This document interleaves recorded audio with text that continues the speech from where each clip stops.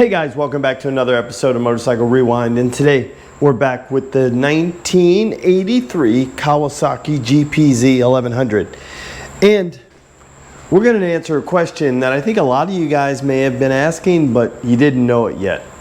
What does the inside of these cylinders look like after it was seized, freed up, and now ridden 3,000 miles?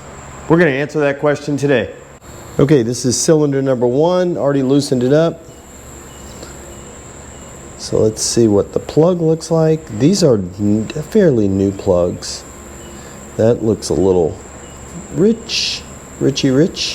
So we may have to, it's that way, which these aren't the new plugs. I got new plugs. I've been running, I forgot about it. I've been running fuel injector cleaner in the tank, and I ran a full bottle that treats 50 gallons in this one tank of gas. So that's probably why I'm so rich, or at least that color. So let's look and see what this looks like. Okay, so this is cylinder number one as we're going in. Look, you can see the side, that's the intake valve right there. Super clean.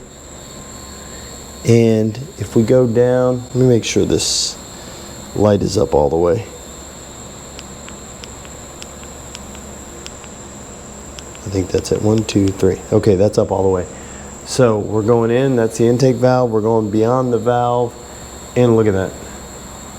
Look at those cylinder walls. That's going all the way down.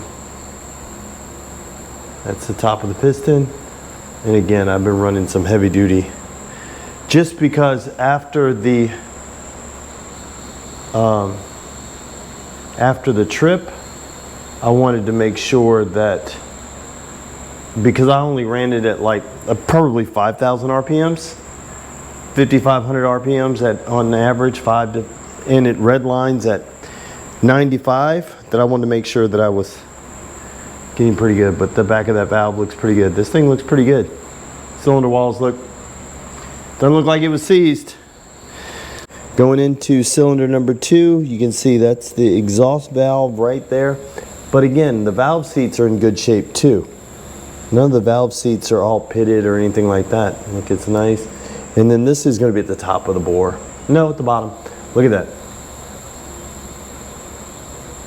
Top of the piston looks good. Cylinder looks good. Guys, this looks pretty good. I don't know about you guys, but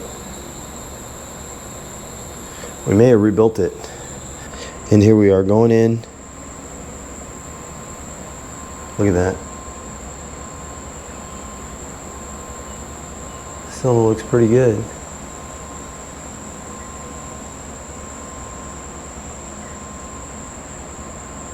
Looks pretty good. I don't know about you guys, but maybe there's a little way up the top, maybe a little ring ridge, but that's at the top.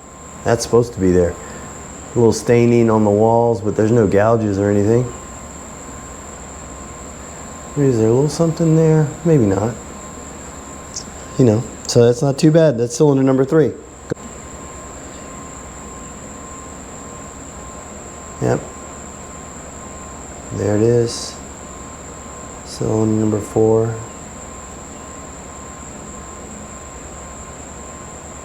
Oh, I went in too far. Top of the piston.